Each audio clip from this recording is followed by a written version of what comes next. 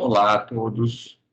Esse vídeo eu vou mostrar como que nós fazemos uma regressão linear usando o software Stata 15 para trabalhos de pesquisa em nível de TCC e em nível de iniciação científica. Okay? Eu vou usar um trabalho que nós estamos desenvolvendo nesse ano de 2021, é uma pesquisa de TCC, onde a aluna está analisando o comportamento de compra de consumidores de café. Então, nós coletamos as informações, nós fizemos a pesquisa com 309 pessoas, através de um questionário. O questionário tinha 43 perguntas, que eram 43 variáveis, e nós rodamos todas essas variáveis no Stata, as 43. E aí, os resultados mostraram algumas variáveis sendo significativas e outras não. Okay?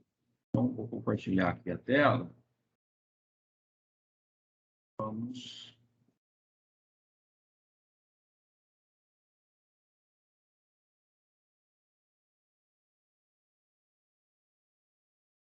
Eu não sei se abriu.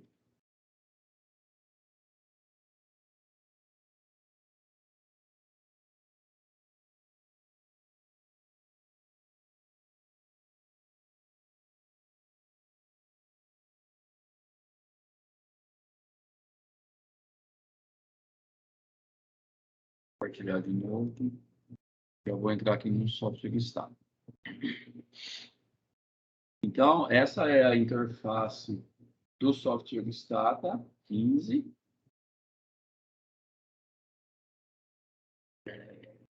Então, aqui tem os comandos e essa é a página. Então, também tem aqui o menu. A primeira coisa que nós temos que fazer é importar a planilha Excel. Então, nós temos uma planilha, vem aqui importar Excel. Vou a planilha aqui, ele já está aqui pronto. Planilha está. Essa planilha foi tabulado. Não importa, eu já vou mostrar.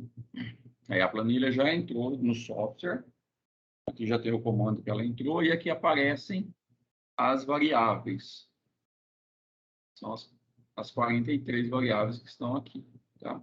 Se eu der um comando aqui, edit, ele abre a planilha para mim dentro do Stata. Então, é o Excel importado para o Stata. Então, aqui tem o nome das variáveis, né, todas elas. Elas estão com nomes simbólicos, porque não é possível ter nomes muito longos. Tá? Então, a gente criou esses nomes simbólicos e aí nós temos anotado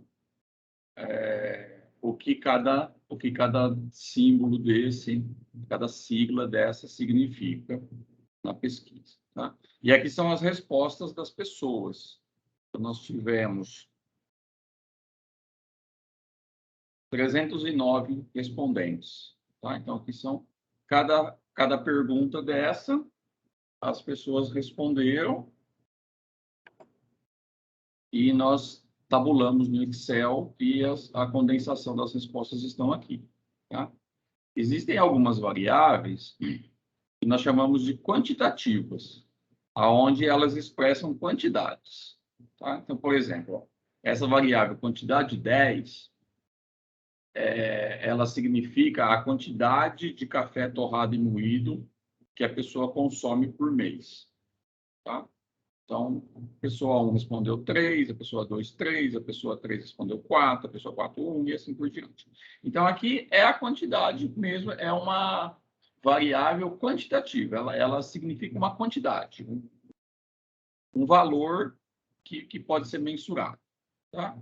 Então, tem outras, a quantidade 8, quantidade 1, sol, número de pessoas que existem na casa, então 3, 3, 7, 3, 1, 2, também são quantitativos. A idade das pessoas, cada um tem a sua idade, número de crianças na casa, número de adultos na casa, número de adolescentes na casa, a renda média da família. Tá? Então, até aqui são variáveis quantitativas, tem preço também. O preço que ele paga pela embalagem do café, então também é quantitativo. Tá? Então, essas são as quantitativas. E nós temos variáveis que são qualitativas. Ou seja, elas não são uma quantidade, mas elas expõem uma característica do respondente. Então, por exemplo, essa variável é o nível de escolaridade da pessoa. Tá? Qual que é a escolaridade que ela possui. Então, nós transformamos a resposta das pessoas, as pessoas respondiam ensino médio, ensino superior, ensino de pós-graduação, ensino fundamental. Só que o software ele não entende textos, então a gente tem que transformar tudo em números. Então, nós transformamos em números. Tá? Então, o número 1 significa um tipo de ensino. A gente determina, né, a gente anota no caderno o que significa o 1 e o 0. Então, o 0 é nível fundamental. Então, a pessoa que respondeu que ela tem um nível fundamental de ensino, a gente colocou 0. E a pessoa que respondeu que tem ensino médio, a gente colocou 1. Aí, a pessoa que respondeu nível superior, nós colocamos 2. E a pessoa que respondeu nível superior, nível de pós-graduação, 3. E mais que pós-graduação, 4. Tá? Então, essas variáveis, elas representam uma característica. Tá? Então, essa aqui, ó, sexo. Se é mulher, é número 0. Se é homem, é número 1. Tá? E assim por diante. Tá bom? Então, nós vamos fazer 2 tipos de trabalho. O primeiro é a regressão linear usando variáveis quantitativas, são essas primeiras, e depois a gente tem uma regressão usando variáveis qualitativas. Tá? O Stata, ele não entende, ele entende, mas ele não dá o resultado de uma regressão linear múltipla usando variáveis qualitativas. Então, a regressão linear ela tem que ser feita com variáveis quantitativas, tá? Somente as de quantidades. Porque ele até processa a informação, mas o retorno não é o correto.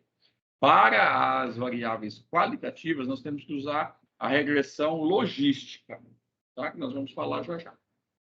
Então, primeira coisa é fazer a regressão linear múltipla com as quantitativas e depois a regressão logística com as qualitativas. Só que antes da gente fazer a regressão, a gente tem que fazer alguns testes para analisar essas variáveis, tá? Então, nós vemos aqui, ó, sumários, tabelas e testes, sumário e estatísticas descritivas, estatísticas do sumário. Então, esse daqui é um comando aonde ele mostra informações de todas as variáveis. Tá? Então, a gente deixa em branco para aparecer todas. Se eu quisesse só algumas, então eu escolheria aqui qual variável que eu quero ver, mas eu vou deixar em branco. Tá? Aí eu aperto Submit. E aí ele me dá informações de todas as variáveis que eu tenho. Tá? Então, por exemplo, ó, a variável quantidade 10 é a quantidade de café torrado e moído que o consumidor compra. Então, foram 309 pessoas que responderam. O min significa a média. Então, a média das 309 pessoas é 2,28 quilos. Então, a média de consumo de café é 2,28 quilos por mês. Aqui é o desvio padrão. E o mínimo e máximo. O mínimo de café que compra é 0. Então, teve algum consumidor que respondeu à pesquisa que ele colocou 0, que ele não compra esse café. E o máximo foi 12. Então, teve algum consumidor que colocou que compra 12 quilos de café por mês. Tá? Então, esse é o mínimo e esse é o máximo. E ele faz isso com todas as variáveis. Então, aqui, a quantidade 8 é a quantidade de cápsulas que a pessoa consome. Então, foram 306 pessoas que responderam essa pergunta. Teve 3 vazios, né? Então, a média foi 4,68 cápsulas por mês. Caixas de cápsulas por mês. Caixas não, cápsulas mesmo. O mínimo foi 0, então tem gente que não compra. E o máximo 120, tem pessoas que compram 120 cápsulas por mês. Quantidade 1 é café torrado para expresso. Então, a média foi 0,39, ou seja, 400 gramas. Teve pessoas que não compram nada e pessoas que compram 12 quilos desse café por mês. Café solúvel, a média foi de 0,50, meio quilo, né? Meio frasco, 0,8. Tá? Aí, assim com todos. Número de pessoas na casa, a média de 3,2, o mínimo é 1 e o máximo 19. Então, tem casas que tem apenas uma pessoa e tem casas que tem 19 pessoas. Tá? Idade, a média é 34 anos, 0 e 67. Aqui pode ter tido algum erro, algum consumidor que respondeu diferente, né? Então, esses números muito fora, a gente depois descarta. Tá? O Stata não entende isso, ele pega tudo que está lá. Número de crianças, enfim. Tá? E assim ele mostra para todos. As variáveis qualitativas sempre vai aparecer 0 e 1, ou 0 e 2, ou 0 e 3, de acordo com o que a gente definiu. Tá? Porque o 0 sempre é uma possibilidade e o 1 outra possibilidade. Então, sempre o 0 vai ser não e o 1 vai ser sim. Por exemplo, essa pergunta aqui, ó. Como se marca? A pergunta era assim: se a pessoa costuma comprar o café por causa da marca, tá? Então ele podia responder não ou sim. Então, se ele respondesse não, a gente transformou em 0. E se ele respondeu sim. E aí, aqui, esse valor aqui do min, da média, ele mostra quantas pessoas que compram o café pela marca. Quantas pessoas que responderam 1.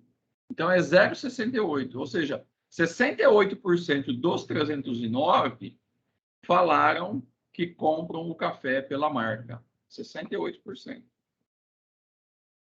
Essa outra pergunta, ó, você considera o sabor do café na hora de comprar?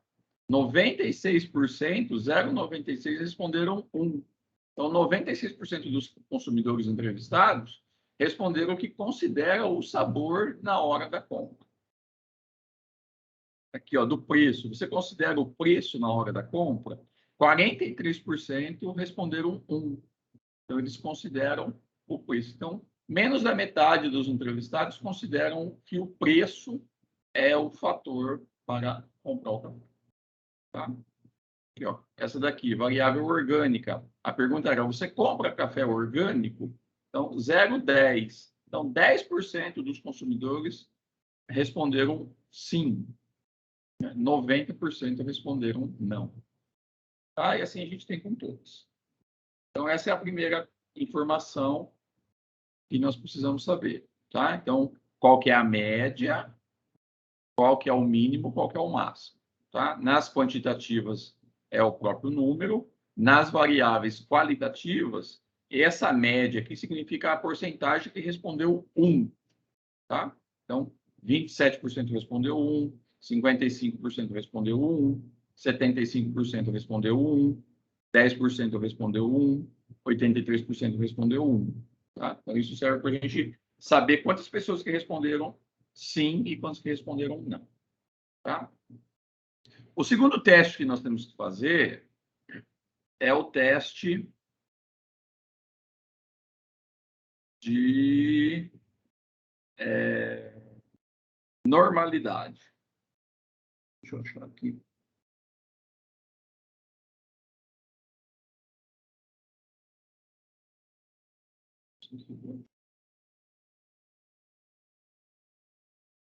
É o teste de Shapiro. Então, esse é o teste, esse teste de Shapiro, ele mostra se as respostas possuem uma sequência normal, tá? Se elas, assim, se elas têm uma designação normal ou se elas pendem para alguma coisa, tá?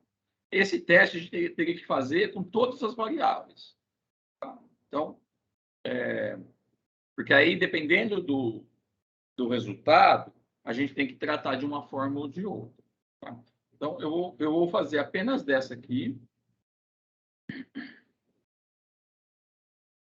Então, olha,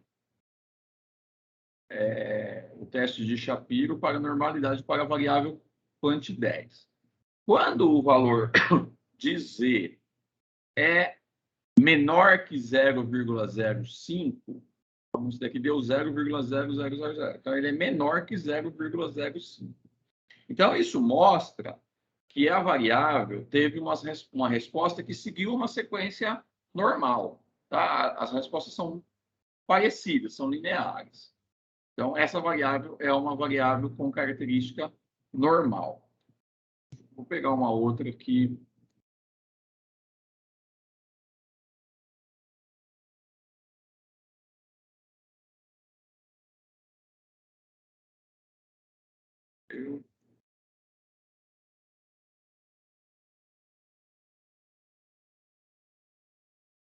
Aqui.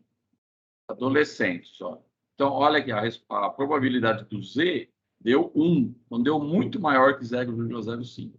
Então, as respostas não seguem uma tendência normal, uma curva linear. Elas pendem ou para um grupo ou para outro grupo. As respostas não são simétricas, elas não seguem uma curva simétrica. Tá? Então, a gente fala que é uma característica de não normalidade. Então, ela não é normal, essas respostas. Okay? Então, quando a resposta... Isso, eu já tinha feito esse teste, algumas variáveis apenas que deram normais. E a grande parte deu não normal. Isso aqui serve só para a gente definir o tipo de testes que nós temos que fazer. Tá? Nós temos que fazer alguns testes com essas variáveis. E aí, quando as variáveis são normais, a gente faz esses testes clássicos de hipóteses, né? O teste T, ou o teste T é o mais comum, tá? Mas quando... Porque aí a gente diz que essas variáveis são paramétricas, ou seja, elas seguem alguns parâmetros. Tá? Como a maioria das variáveis elas deram não normal, elas fugiram da normalidade, então nós temos que usar testes não paramétricos, tá? Testes de hipóteses não paramétricos. E o teste mais relevante é o teste de Kruskal-Wallis. Pode ser usado de Kolmogorov-Smirnov, mas o mais comum é o Kruskal-Wallis. Então, a gente vai fazer o teste de Kruskal-Wallis, porque a maior parte das variáveis deram não normais e não paramétricas. Tá? Então, esse teste ele serve para mostrar, dentro de cada variável, os grupos que existem, baseado nas respostas, e se existem diferenças entre esses grupos. Tá? Então, vou pegar aqui, ó, quantidade de 10. Quantidade de 10. Então, aqui foi o teste de Kruskal-Wallis, a quantidade, que é a quantidade de café. Tá? Aqui, então, ele mostra as respostas que foram dadas, a quantidade de café que as pessoas compram, é essa coluna aqui, quantas pessoas que responderam isso, tá? E o somatório de todas as respostas. E aí ele faz esse ranking de somatórios. Okay? Então, por exemplo, teve 32 pessoas que responderam que não compram, que é 0, uma pessoa que é meio quilo, 83 pessoas que é 1 quilo, 2 pessoas que é 1,5 kg, assim por diante. Tá? Mas o que interessa para nós é essa resposta aqui, ó. A probabilidade do Q-squared, do quadrado, Q quadrado, né? É QQ, tá? Isso aqui é um termo estatístico. Então, é isso. É essa probabilidade do Q-square que nos interessa. Se esse valor for menor que 0,05, ou seja, o nosso padrão sempre vai ser 0,05, tá? É 5%. Se a probabilidade aqui for menor que 5%, então significa que dentro de todos os grupos de respondentes existem diferenças, tá? As respostas não são as mesmas. e estatisticamente falando. Quando a gente olha aqui, a gente percebe que as respostas são diferentes. Porque teve 32 pessoas que responderam 0, teve 83 pessoas que responderam 1. Então, são diferentes. Mas, dentro da estatística, das ferramentas de estatística, o software faz outros agrupamentos. E aí ele compara esses agrupamentos pela variância, pela nova, se os resultados são diferentes entre os grupos, tá? E aí, se a probabilidade aqui é menor que 0,05, então existem diferenças nas respostas, tá? Se for maior que 0,05, ele mostra que as respostas são muito parecidas ou idênticas. Tá? E aí, essas variáveis que as respostas são muito parecidas, têm uma outra destinação daquelas onde existem diferenças. Tá? Então, nós temos que fazer esse teste com todas as variáveis. Então, a variável quantidade mostrou que existem diferenças. Tá? A maior quantidade de respostas foi 84, que compram 2 quilos. Depois, 83, que compra 1 quilo. Ok? Então, vamos fazer mais uma. Vamos ver uma que não dá. Idade diferente. Crianças. Aqui. Variável crianças. Tá? Crianças em função da quantidade.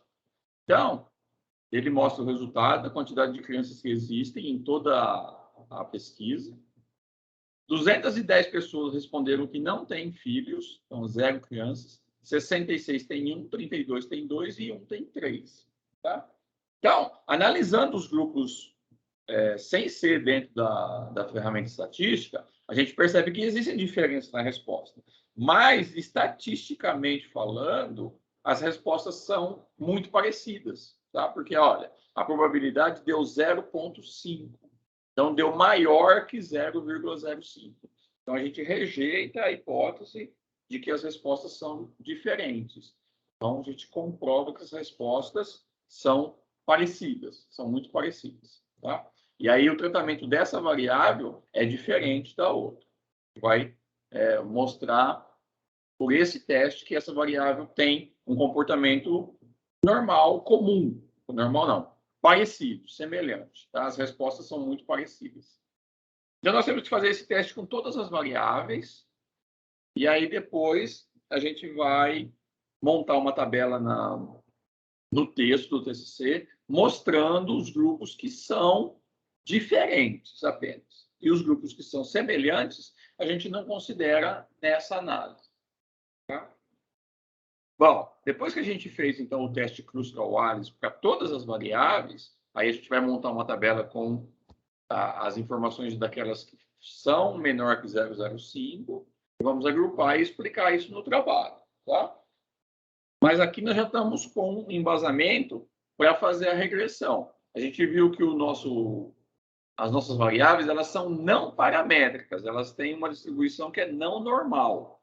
Então, nós temos que fazer uma regressão linear para as variáveis quantitativas, mas nós temos que observar uma situação. Então, aqui seria a situação normal. Se as variáveis fossem normais, se lá no teste do Shapiro tivesse dado um comportamento normal, eu faria a regressão linear. Como não deu, eu tenho que partir para a regressão heterocedástica. Tá? É esse nome aqui grandão. E essa ferramenta, ela considera esse comportamento das variáveis que é não paramétrico. Ele faz uma análise pela variância e agrupa todas as variáveis que têm variância iguais a 1.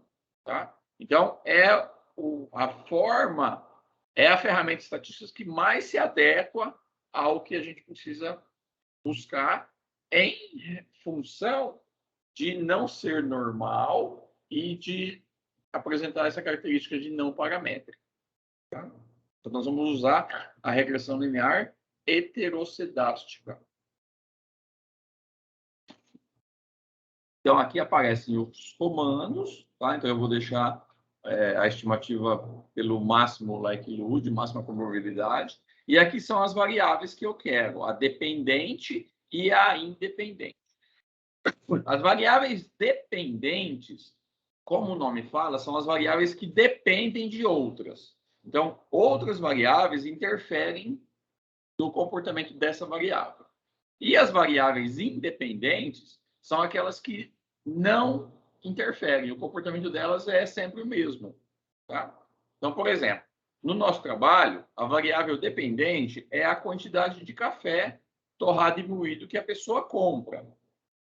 Então, essa quantidade, ela muda. Vocês viram que tem pessoas que compram 2 quilos, 1 quilo, 0 quilos, 12 quilos. Então, como ela muda, ela é dependente de outros fatores. Ela é dependente de outras variáveis. E aí a gente quer saber quais variáveis que interferem na dependência da compra. Então, quais variáveis dessas 43 que nós temos aqui que fazem o consumidor comprar o café? Tá? O que influencia, digamos assim? Tá? Então, eu vou ter que fazer com as quantitativas. Então, ó, quanti 8 é a quantidade de cápsulas, quanti 1 é a quantidade de café expresso, solúvel é a quantidade de café solúvel, pessoas, número de pessoas na casa, idade das pessoas, número de crianças na casa, número de adultos na casa, número de adolescentes na casa, renda da família. Pronto. Tá? Agora, aqui, e preço. Preço. As outras variáveis são qualitativas, e aí eu vou ter que usar a regressão logística. Então, com essas aqui. Então, eu coloco, essas variáveis todas aqui são independentes, elas não mudam. E essa aqui é dependente. Então, eu quero saber o que essas variáveis independentes causam nessa daqui. Qual que é a relação que existe entre elas? Se existe alguma relação entre elas. Tá? É isso que a regressão faz. Ela compara uma variável dependente com variáveis independentes. A quantidade de independentes não interfere. Tá? E aí mostra se existe um relacionamento entre elas. Se uma independente interfere na dependente. É isso que nós vamos fazer. Então, eu selecionei aqui aquelas que eu quero saber se vão interferir na quantidade de compra. Eu quero saber por que o consumidor compra 1 quilo, 2 quilos, 3 quilos de café. O que faz ele comprar mais café ou não. Tá? E aí eu quero ver se essas variáveis todas aqui causam alguma interferência, alguma influência. Então, eu venho aqui no Submit. E aí o software está processando, e aí ele processou essas informações, tá? Aí ele processou, ele deu aqui o valor do likelihood. Eu não vou entrar nesses detalhes, isso aqui são tudo análises estatísticas, tá? O que nós temos aqui, ó, primeiro, a probabilidade do π quadrado é menor que 0,05. Então, isso mostra que o relacionamento entre as variáveis é significativo. Tá? Todas as variáveis que eu coloquei têm uma significância estatística. E aí nós vamos para a análise. Então, aqui está a quantidade de café, que é a variável dependente, e aqui as independentes. Tá? Aqui tem o coeficiente, o desvio padrão, o valor Z, a probabilidade de Z e o nível de confiança. Porque, ó, a primeira coisa que eu tenho que saber é essa coluna aqui, ó, P de Z. Se o valor for menor que 0,05, mostra que existe relação entre uma variável independente e a variável dependente. Tá? O que for maior que 0,05, então mostra que não tem uma significância estatística, não tem uma relação. Tá? Não muda nada o relacionamento de uma variável independente com a dependente. Então, a primeira coisa que eu vou olhar é esse valor. O que é maior que 0,05? Ó, então, esse é maior que 0,05, esse é maior, esse é maior, esse é maior, esse é maior, esse é maior. Então, essas 6 variáveis aqui não tem nenhuma influência na quantidade de café que as pessoas compram. Tá? Então, elas são... Eu elimino, elas são descartadas. Agora aqui, ó, variável adulto, 0,013. Então, é menor que 0,05. Então, essa tem relação. Adolescentes, 0,000. Essa também tem relação. Renda, 0,6. Então, essa é maior, eu também descarto. E preço, 0,017. Então, eu tenho três variáveis: preço, adolescente e adulto, que tem relação direta com a quantidade de café que as pessoas compram. As outras não têm relação. Tá? Então, são só essas três que me importam. As outras não têm nenhuma importância para mim. Tá? Bom, então esse é o primeiro passo. Descobrir que só preço, adolescentes e adultos que têm relação com a quantidade comprada. Aí, como que eu analiso o nível de influência? Aí é pela variável coeficiente, ó, pelo valor do coeficiente. Aí é essa coluna aqui. Tá? Então, se eu venho aqui no adulto, que é a primeira, eu posso ver que aqui é ponto, né? Então significa que é 0,31. Tá? Então, o coeficiente é 0,31. Então, isso significa que os adultos interferem na quantidade de café em 0,31. Positivo, aqui tem um sinal positivo. Os adolescentes também têm um sinal positivo e 0,77, 78 por aproximação. E o preço é um sinal negativo, 0,048, aproximadamente 0,5. Tá? Negativo. O negativo significa que o comportamento do preço é contrário ao comportamento da quantidade de café. Então, a influência do preço é contrária, é diferente. O sinal positivo, a influência é a mesma. Então, adultos e adolescentes têm a mesma influência na quantidade de café. E preço tem uma influência diferente. Tá? O que esse valor quer mostrar? Ele mostra o seguinte: se eu aumento a quantidade de adultos, como o sinal é positivo, se eu aumento a quantidade de adultos, eu também aumento a quantidade de café que é consumida na casa. Adolescentes é a mesma coisa. Se eu aumento a quantidade de adolescentes na casa, o sinal é positivo, eu aumento a quantidade de café que é comprado na casa. E preço? O preço é contrário. Se eu aumento o preço, eu diminuo a quantidade de café que é comprado. Tá? Então, essa é a primeira informação que nós temos. Então, veja só. Casas que têm maior quantidade de adultos compram mais café. Casas que têm maior quantidade de adolescentes compram mais café. Casas que... casas não. Se o preço do café aumentar, diminui a quantidade que as pessoas compram. Tá? Então, eu já tenho esses três resultados. Então, eu já sei, olha, casas que têm mais adultos consomem mais café do que aquelas que têm menos adultos. Então, casas que têm 3 adultos consomem mais café do que casas que têm 1 adulto só. Casas que têm mais adolescentes consomem mais café do que aqueles que não têm. Né? Então, casas que têm 2 adolescentes consomem mais café do que casas, famílias que não têm nenhum adolescente. Tá?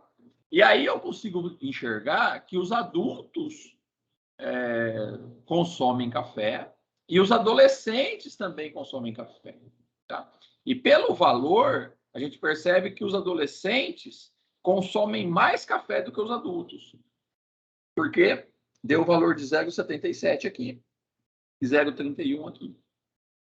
Então, a gente vai continuar a análise, mas já dá para saber que os adolescentes é que bebem café, mais do que os adultos. Então, o público jovem bebe mais café, consome mais café do que o público adulto. E o preço? Se o preço do café subir, vai diminuir a quantidade que as pessoas compram. Tá? E se o preço do café abaixar, as pessoas vão comprar mais café, porque a relação é negativa. Falando isso em termos percentuais, se eu dobrar a quantidade de adultos que existe em uma casa, então, digamos que uma casa tem um adulto, né? Um adulto que mora sozinho. Se ele se casa e dobra a quantidade de adultos, então passa a ter 2 adultos na casa, vai aumentar o consumo de café em 31%. Tá? Então, se ele comprava 1 quilo de café, ele vai passar a comprar 1,5 kg. Tá? Então, é essa relação. É a mesma coisa com adolescentes. Se eu dobrar a quantidade de adolescentes que existem em uma família, então, se a família tem um adolescente e aí passa a ter 2 adolescentes, vai aumentar o consumo do café em 78%, 77,7%. Então, se a família comprava 1 quilo de café com um adolescente, se ela tiver 2 adolescentes, ela vai comprar 2 quilos de café. Eu aumento em 78% a quantidade comprada de café na casa. E se o preço do café sobe, se o preço do café dobra, ele sobe 100%, acontece uma redução de 5% no consumo do café. Né? Então, aqui, 4,8%. Então, se eu aumento o preço do café em 100%, eu diminuo a quantidade que é comprada em 5%. Se as pessoas compravam 10 quilos de café, elas passam a comprar 9,5 quilos de café. Tá? Se o preço dobrar. Não é uma interferência muito grande, mas tem a relação negativa aqui. Ok? Então, essa é a primeira análise. Tá? Nós fazemos isso também de forma separada, porque as variáveis podem uma interferir na outra. Tá? Então, depois de a gente fazer todas juntas, a gente volta e faz uma análise separada, uma por uma, ou 2 por 2. Tá? Então, vou fazer aqui, quantidade de cápsulas e quantidade de café expresso. Vamos ver se isso interfere. Então, fiz aqui. Então, olha só, como que existe uma interferência no modo grupal, né? Aqui, a quantidade foi maior que 0,05, então não tinha interferência. Agora, aqui, é 0,04, então já existe uma relação de interferência. A quantidade 1 continua maior que 0,05, então não importa. Tá? Então, a quantidade 8 é a quantidade de cápsulas. O sinal é negativo. Então, isso mostra que as pessoas que compram cápsula reduzem o consumo de café torrado. Tá? É uma relação negativa. Então, se a pessoa comprar mais cápsulas, ela vai comprar menos café torrado e moído. Tá? É uma relação pequena, né? 1%. Então, se ela dobrar a quantidade de cápsulas que ela compra, ela vai diminuir a quantidade em 1%. É muito pequeno, por isso que deu 0,04 aqui. Mas a gente vê que tem uma relação entre o consumo de cápsula e o consumo do café normal, tá? Se a pessoa compra mais cápsula, ela diminui a quantidade de café. Vamos fazer mais uma aqui para as outras variáveis. Pessoas e idade. Olha aqui como que agora deu diferença. As duas variáveis deram significância estatística agora, menor que 0,05. Olha aqui, as duas. Então, existe uma interferência de todas as variáveis na análise. Tá? Então, a gente faz primeiro todas juntas, depois a gente separa para tirar a interferência. Tá? Olha, vê que a probabilidade aqui é menor que 0,05. Então, mostra que a relação tem um embasamento, tem uma robustez. E aí as duas são significantes. Tá? Então, a quantidade de pessoas na casa tem uma relação positiva com a quantidade, ou seja, se aumenta a quantidade de pessoas na casa, aumenta o consumo de café. Tá? Então, se dobrar a quantidade de pessoas, aumenta em 17% a quantidade de café consumido. Tá? O número não importa muito, o que importa é a relação.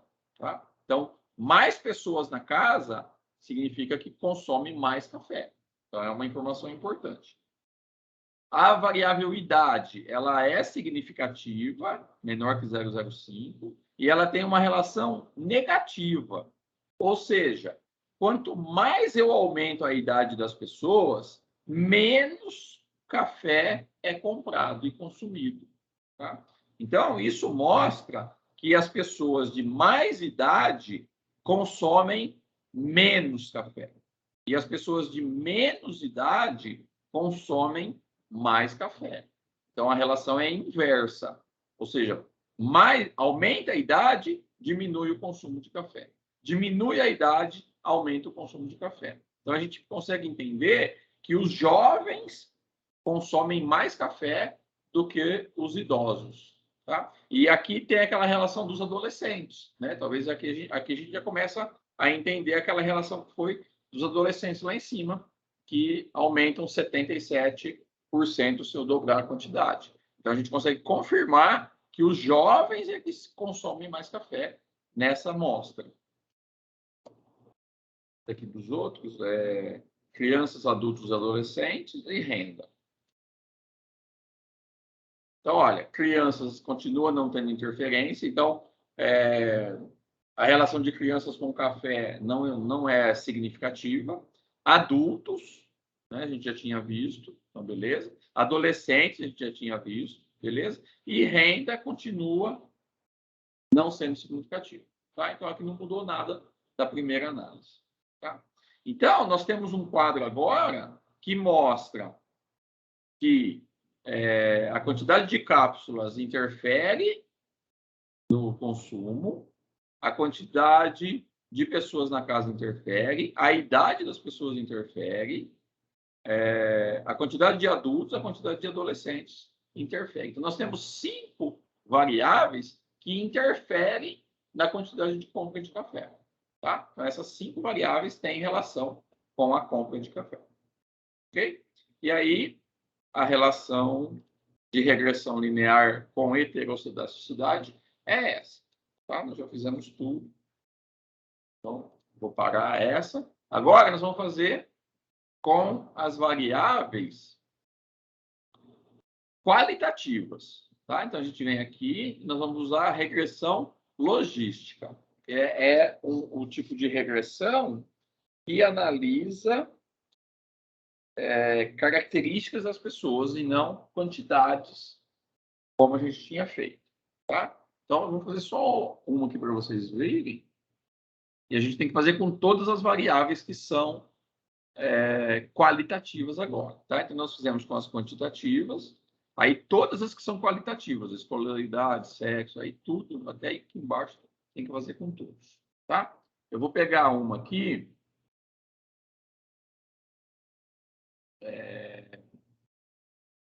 Pegar essa daqui, ó.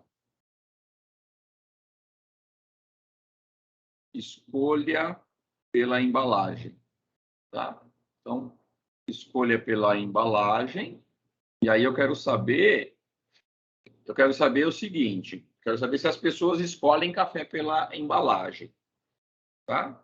Então, as pessoas responderam sim ou não. Aí eu quero saber quem que respondeu sim ou não. Então, eu tenho que vir aqui, ó, nas características pessoais, no perfil. Então, pessoas, idade, crianças, adulto, adolescente, renda e escolaridade e sexo. Tá? Então, esse é o perfil das pessoas. Então, quantas pessoas tem na casa, qual é a idade, quantas crianças tem na casa, quantos adultos, quantos adolescentes, qual é a renda, qual é a escolaridade, qual é o sexo das pessoas. Eu quero saber dessas aqui, quem que escolhe café pela embalagem. Tá? Vou colocar aqui. E aí já saiu o resultado. Ó. Regressão logística. A probabilidade do Q quadrado é menor que 0,05, então é importante. Então, todas as relações são estatisticamente significativas. Tá? E aí eu venho aqui de novo. Aqui está, então, a variável escolha pela embalagem. Eu escolho o café pela embalagem e as variáveis independentes. Tá? Primeira coisa também, eu venho no valor do P. Tudo que é menor que 0,05 é importante, é significativo. Tá? Então, ó, 0,05, esse aqui deu na quantidade. Então, não, eu elimino. Esse é maior, eu elimino, é maior, eu elimino, é maior, eu elimino, é maior, eu elimino. Esse também deu 0,05, eu elimino. Esse deu menor, 0,000. Então, esse é importante. maior que 0,5 e a constante. Então, é só essa variável aqui que deu significativamente estatística, tá? Estatisticamente significativo. Só essa que deu menor que 5. Então, todas as outras não têm importância nessa variável, tá? Então, o que eu percebo? A escolha pela embalagem é feita em função da escolaridade das pessoas, tá? Agora eu venho pelo valor do coeficiente, que é esse ODDS ratio. Então, esse é o valor do coeficiente. Se esse valor for maior que 1, então ele mostra que existe uma maior probabilidade das pessoas fazerem essa opção. Tá? Então, se for maior que 1, mostra que as pessoas vão escolher o café pela embalagem. E se for menor que 1, mostra que não. Tá? Então, aqui na escolaridade é maior que 1. Então, mostra, existe uma probabilidade 4 vezes maior das pessoas comprarem café pela embalagem. Tá? Que pessoas? As pessoas que têm maior escolaridade. Porque aqui, ó, o sinal é positivo e crescente, né? É maior que 1, 4 vezes, né? É 4. Então, quanto maior a escolaridade, maior a probabilidade de escolher pela embalagem. Tá? Então, existe uma probabilidade das pessoas que têm maior escolaridade escolherem o café pela embalagem. Agora, se eu fizer de novo separadamente, então eu vou pegar aqui, ó, quantidade de pessoas e idade. E vou fazer de novo isolado, tá? Então, eu venho aqui no P, o P deu maior. Então, pessoas e idade não tem nada a ver. Vou pegar agora crianças, adultos e adolescentes. O P também não deu nada. Confirmou. Ou eu vou pegar renda, escolaridade e sexo. Então, o renda continua maior, o sexo continua maior, só escolaridade. Então, eu confirmei, só escolaridade. Tá? Então, só escolaridade interfere na escolha da embalagem. Ok? Vou fazer uma outra. Café gourmet. Quero saber quem que compra café gourmet. Tá? Então, vou apagar aqui. Fazer pessoas, idade, crianças, adultos, adolescente, renda, escolaridade e sexo. Quem que compra café gourmet? Deu. Então, aqui, ó, deu menor que 0,05, então é importante. E aí, qual que deu? Esse é maior, esse é menor. Então, aqui deu. Maior, maior, maior, menor. Maior, maior. Tá? Então, eu tenho duas variáveis que deram. Idade e renda. Tá? Só essas duas. Então, eu tenho duas variáveis que influenciam na compra do café gourmet. Idade e renda. Tá? Aí eu vou analisar agora o ODDS ratio. Então, se for maior que 1, existe uma probabilidade. Se for menor, não. Então, eu vou olhar a idade, é maior que 1, 1,03. Então, existe. Renda é 1, 0,0007. Posso considerar como sendo maior que 1, tá? Então, vou considerar que as duas têm influência. Então, como que eu interpreto isso? As pessoas que têm maior idade têm maior probabilidade de comprar café gourmet. Tá? Então, as pessoas mais velhas têm maior chance de comprar café gourmet. Então, as pessoas mais velhas é que compram café gourmet. E a renda? As pessoas que têm maior renda são aquelas que compram café gourmet. Tá? Porque a renda também tem maior que 1. Então, quanto mais aumenta a renda, maior é a probabilidade da pessoa comprar um café gourmet. Tá? Então, eu vou colocar nos meus resultados que as pessoas que compram café gourmet, a probabilidade das pessoas comprarem café gourmet são os mais velhos e os com maior renda. Tá? Então, aí eu já elimino o que os jovens não consomem café gourmet, o pessoal que tem uma renda menor não consome café gourmet. Então, é isso. Ok? Então, aí a gente faz isso com todas as variáveis, né? A gente faz com todas essas variáveis qualitativas. Então, o momento que ela toma, se consome pela embalagem, se consome pelo preço, todas elas, se consome pelo sabor, se consome café orgânico, se o café se substitui o café, o comportamento 1, 2, 3 e 4, se o café tem vantagens, se ela toma café de coador, se ela não gosta de café em cápsula, se ela toma café em casa, se ela acha que o café influencia socialmente, se a pessoa fuma, se a pessoa toma café sem açúcar, e assim por diante. Tá? A gente faz isso com todas elas, e aí analisa esse resultado para todas elas, e a gente vai separando aquilo que é estatisticamente significativo. Tá? E aí depois a gente monta, então, uma tabela somente com aquilo que é significativo, e aí a gente vai pôr no trabalho e a gente vai escrever tudo isso que eu expliquei. Tá? Então, a gente faz uma tabela com a regressão. Primeiro, a gente faz uma tabela com o teste Kruskal-Wallis. A gente coloca quais são os grupos que são diferentes, que deram significativo. Depois, a gente faz a regressão linear com heterocitacidade, coloca as variáveis que foram significativas, uma outra tabela. Depois, a gente faz a regressão logística, monta outra tabela com aquelas que são significativas. Essas que não deram, a gente já elimina. Tá? E a gente escreve no trabalho que essas variáveis não têm influência. Então, elas não são significativas estatisticamente. E aí acaba a conversa com essas variáveis. Por isso que a gente usa 40, a gente usou 43 variáveis.